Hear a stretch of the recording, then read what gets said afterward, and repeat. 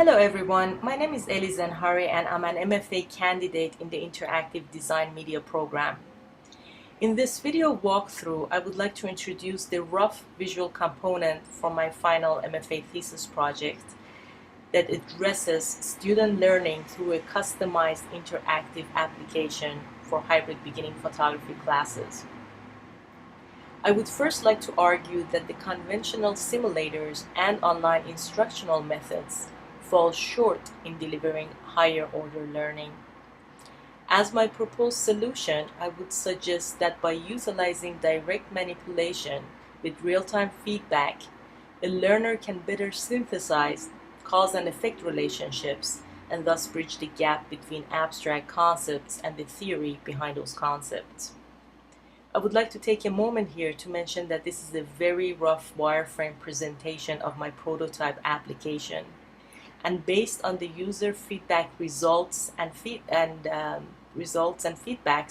I intend to revise, customize, and finalize the design much further for the final thesis project.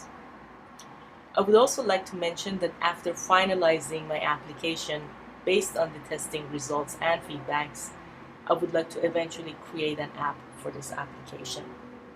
Based on the first user testing results between my prototype application that addresses student learning and the most popular online photography simulator called CameraSim, over 73% of the beginning photography students found my application to be a much more intuitive and effective learning tool than this online CameraSim, where the students actually found the interface to be very confusing and much too advanced for a beginner learner. When we look at the CameraSim's interface, the visuals are very slick, but it doesn't function very slick at all, and in fact it provides too many options that would cause much confusion for a beginner learner. For example, as I'm moving these dials around, I could see that the text updates here, but the image doesn't change. So once I click on this button, then I see a preview of the picture, and I would see a string of numbers that indicates the settings that I'd selected which produce this image. But as a beginner learner, I really have no idea what I just did. Based on the same survey, over 90% of the students also found some of these settings to be way too advanced for a beginner learner. For example, we have shutter priority and we have aperture priority. However, for a beginner learner who may not have even heard of an aperture setting or a shutter speed setting, these could be quite confusing and overwhelming. By the way, you can find the complete testing results on the process page on my MFA website.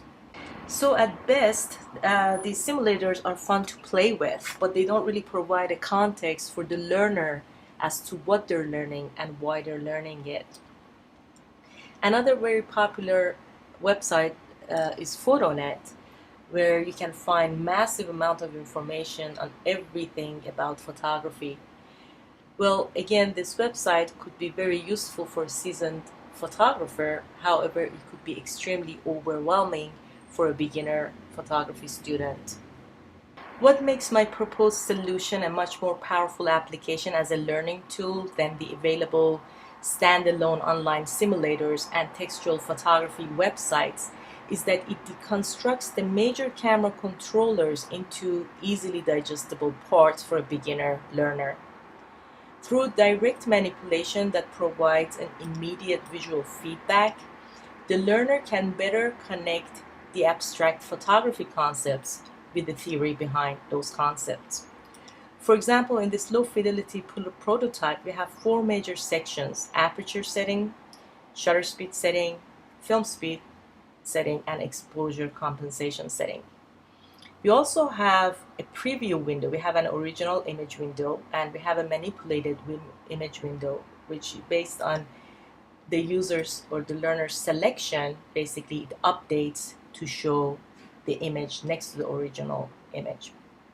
We also have dynamic text field that also updates and provides additional learning for the user that adds to the setting that they have selected. In the beginning lesson plans, only one setting, the learner can only manipulate one setting at a time, while the other settings are locked in into the indicated gray color. So for this rough prototype, I've only programmed the aperture setting. So through direct manipulation, by clicking on the different f-stops, we can see a few things happen. We can see actually the image updates here, and as I'm choosing a higher number, the image gets darker. As I'm choosing a smaller aperture settings, I could see the image gets lighter. I could also see the aperture opening iris change as well. So the lower number, basically, they have larger opening, and they also have a lighter image, which provides immediate visual feedback for the learner that the larger the opening, the more light can enter the camera, thus the lighter image. We also can see the f-stop that has been selected both next to the manipulated image as well as next to the virtual camera body for additional learning options. We also can see the settings that are locked in the beginning lesson plan, so the learner knows that, for example, in this particular image was produced based on f-stop at 4 and shutter speed that's locked into 250 and ISO that's locked into 200. And this color immediately lets the learner know that they cannot manipulate these two settings and they could only manipulate the f-stop. As the lesson plans advance, the complexity of the application also advances to include complete interactivity between all the camera settings that provide immediate visual feedback simultaneously for the learner.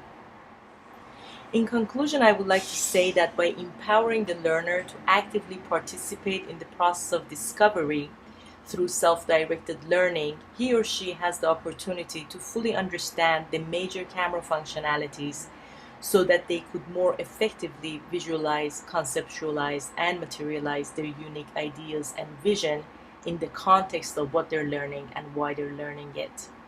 For this rough prototype, I've only programmed the aperture setting for demonstration purposes, but for a full description and in-depth explanation of all the other settings, please refer to the PDF documentation on the prototype page on my MFA website. I would like to end this presentation by saying that technology cannot create innovative ideas, but by utilizing technology intuitively and efficiently, we can better manifest our personal vision and create opportunities for meaningful learning and communication to make a difference for the better in the world. I thank you for your time and look forward to your feedbacks.